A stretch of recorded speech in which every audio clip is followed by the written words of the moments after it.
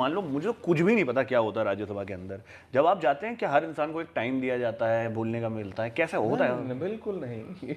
इस मुगालते में बिल्कुल मत रहिए। वो दुनिया बड़ी अलग। आपको अपना वक्त छीनना पड़ेगा। ओ भाई। आपको अपने वक्त, पहले बात तो आप जाएंगे हाँ। तो आपको उस कुछ पूरी महीने तो कार्यवाही समझने में को समझना। समझना कुछ पड़ेगा। महीने नहीं, पूरे 5 साल लोगों के गुजर जाते हैं समझने में। समझने में। एक टेन्योर तो सच्चाई है कि समझने के लिए चाहिए। हम लोग तो बाप एक रे। ऐसी दुनिया से आए थे कि जहाँ थोड़े बहुत समझे समझाए लोग थे, तो बोलने का जुनून भी था। हाँ वो सही बात, जुनून भी होना सही बात है, चाहिए। सही बात है। तो एक ऐसी शख्सियत मौजूद है जो हमारे सरपरस्त भी हैं, हमें राह दिखाने वाले भी हैं, हमारे रहबर हैं, जिनके बुलाने पर मेरा यहाँ आना हुआ। ये इकरा हसन जी उत्तर प्रदेश आइए दोस्तों। शाही इमाम उस्मान। हेलो, मैं दानिश। क्या आपने कभी सोचा है कि संसद में कोई सांसद कब बोलता है, कितनी देर बोलता है और आखिर फैसला कौन करता है, पार्टी, सभापति या फिर कोई और? आज की इस वीडियो में हम इन्हीं सवालों के जवाब जानेंगे इमरान प्रतापगढ़ी साहब की जुबान से। साथ ही सुनिएगा सांसद इकरा हसन जी का तालीम पर दिया गया बेहद असरदार और सोचने पर मजबूर कर देने वाला बयान। यकीन मानिए, अगर लोकतंत्र और सांसद की असली कार्यप्रणाली समझनी है तो इस वीडियो को आखिर तक जरूर देखिएगा। इमरान लब ऑफिशियल चैनल को सब्सक्राइब करिएगा। बारी बारी से दोनों वीडियो देखते हैं। के प्रधानमंत्री। सही बात। इनके ऊपर कभी कुछ लिखा है, कुछ ऐसा जो मतलब कभी ऐसा पब्लिश ना किया हो, बट नहीं, मैं देखिए, मैं बड़ा बेबाक शायर रहा हूँ और बेबाकी ही मेरी पहचान सही है। बात है। तो मैं हमेशा ये सोचता रहा हूँ कि मैं वही लिखूंगा जो मैं पढ़ सकूंगा। मैं छुपा के कुछ नहीं रखूंगा।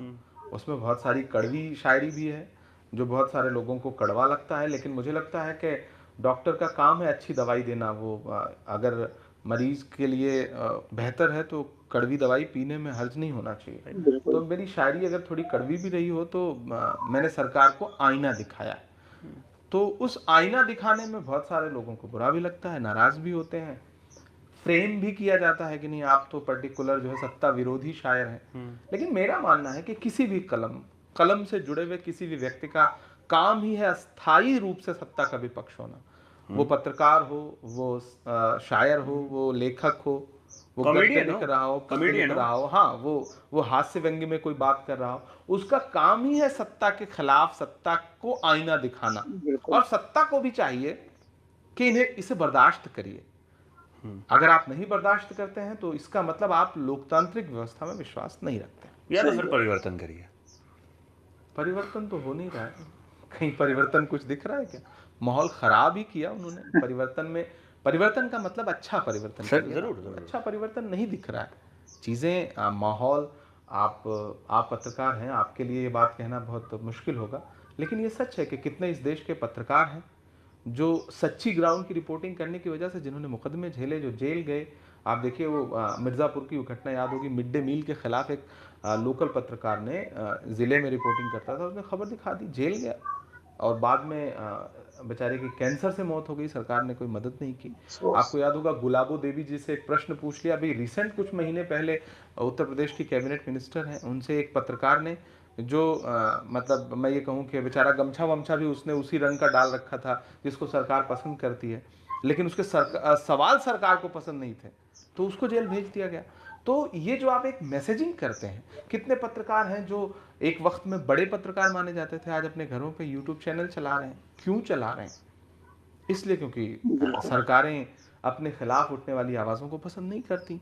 तो मेरा मानना है कि मैं कांग्रेस में हूँ, 2019 से राजनीति में हूँ, लेकिन अगर मैं उससे पूर्व में भी जाऊँ तो कम से कम कांग्रेस ने अपने विरोध में या अपनी आलोचना करने वालों को जेल नहीं भेजा, अपनी आलोचना करने वालों को भी बर्दाश्त किया। और ये एक स्वस्थ लोकतंत्र की ज़रूरत है।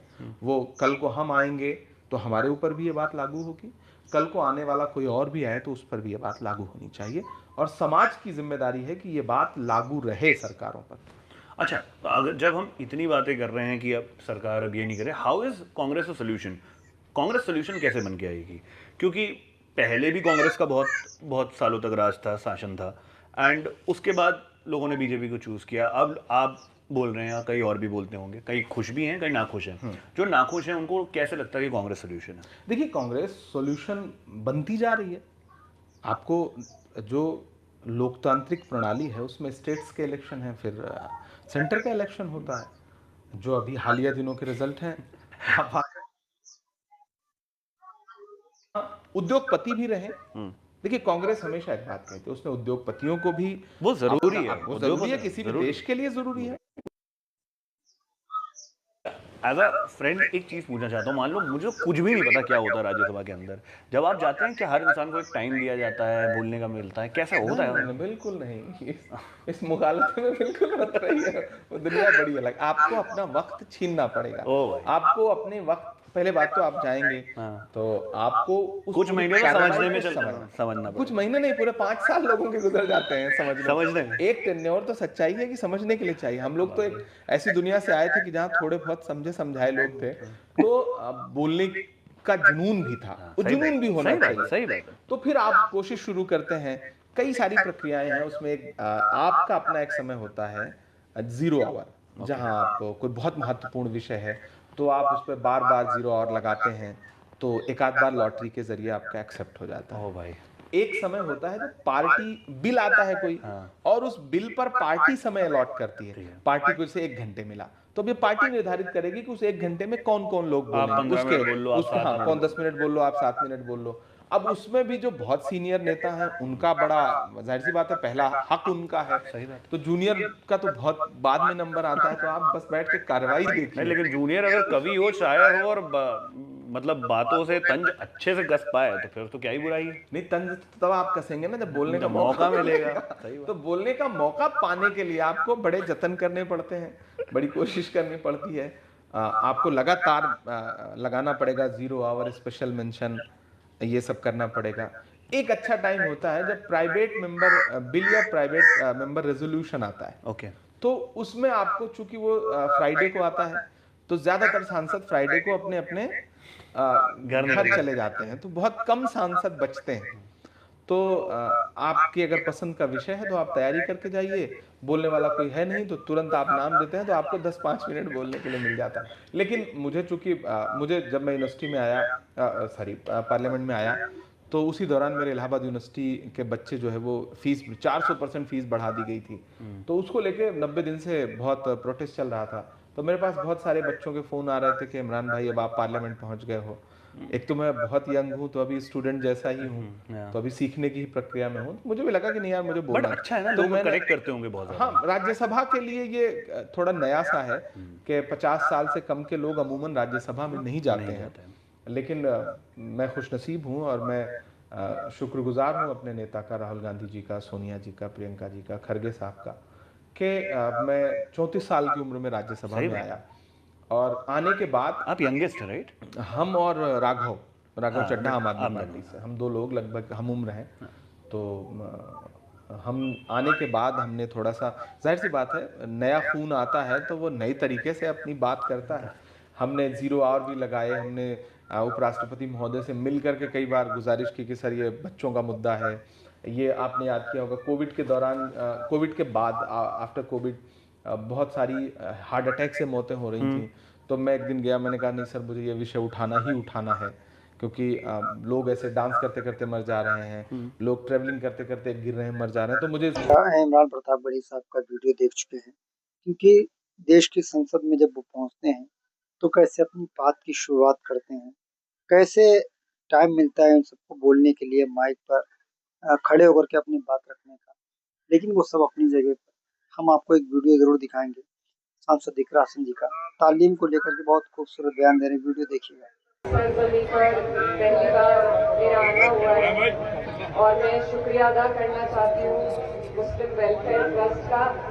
यहाँ पर पहुँचे हजारों की तादाद में आसपास से आए सभी हमारे बड़े बुजुर्ग भाई, मेरी माएँ बहनें, आप सभी का मैं दिल की गहराई से शुक्रिया अदा करना चाहती हूँ। और सबसे अहम, हमारे बीच में हमारे रहबर एक ऐसी शख्सियत मौजूद है जो हमारे सरपरस्त भी हैं, हमें राह दिखाने वाले भी हैं, हमारे रहबर हैं, जिनके बुलाने पर मेरा यहाँ आना हुआ। ये इकरा हसन जी उत्तर प्रदेश आइए दोस्तों। इमाम उस्मान, मुझे लगा कि हमें कोई चीज अंधेरे से बाहर निकाल सकती है तो वो सिर्फ और सिर्फ तालीम है। तालीम ही वो औजार है जो हमें जहालत से बाहर निकालकर रोशनी में ला सकता है। और इस तालीम पर बड़ा अफसोस होता है कि हमारा उतना ध्यान अभी नहीं है। कोशिश हमें सबको मिलकर करनी है कि हमारे बच्चे आला से आला तालीम हासिल कर सके। तो आप इमरान प्रतापगढ़ी साहब का वीडियो देखने के बाद सांसद इकरार सिंह जी का भी वीडियो देख चुके हैं, क्योंकि इस वीडियो में आपने ये देखा कि देश की संसद में जब पहुंचते हैं इमरान साहब, कैसे उनको बोलने के लिए टाइम मिलता है, पहले नंबर में किसको टाइम देना होता है, किस दिन कौन सा ऐसा दिन होता है हफ्ते में जिस दिन बोलने के ज़्यादा चांसेस रहते हैं, जीरो आवर क्या होता है, कैसा क्या होता है, सारी प्रक्रिया इस वीडियो में सांसद इमरान प्रतापगढ़ी साहब ने बता दी है। और जबकि उन्होंने ये भी कहा कि मैं शायर हूँ, बोलने का हुनर भी है, पहले से भी मैं लड़ झगड़ के अपने हक को छीन कर यहाँ तक आया हूँ। तो अपना हक छीनना पड़ता है, वो चाहे कहीं भी हो, सड़क हो, संसद हो, हर जगह पर बेबाक होकर के बोलना पड़ता है, अपने हक को छीनना पड़ता है। तो आप इस वीडियो को देखने के बाद क्या कहेंगे, कमेंट्स करके जरूर बताएं। मेरे इमरान लबा ऑफिशियल चैनल को सब्सक्राइब करें ताकि हम इसी तरीके के वीडियोस आपके लिए वक्त वक्त पर लेकर हाजिर होते रहें। मिलते हैं किसी और वीडियो के साथ, दुआ में देता हूं। जय हिंद, अल्लाह हाफिज, अस्सलाम वालेकुम।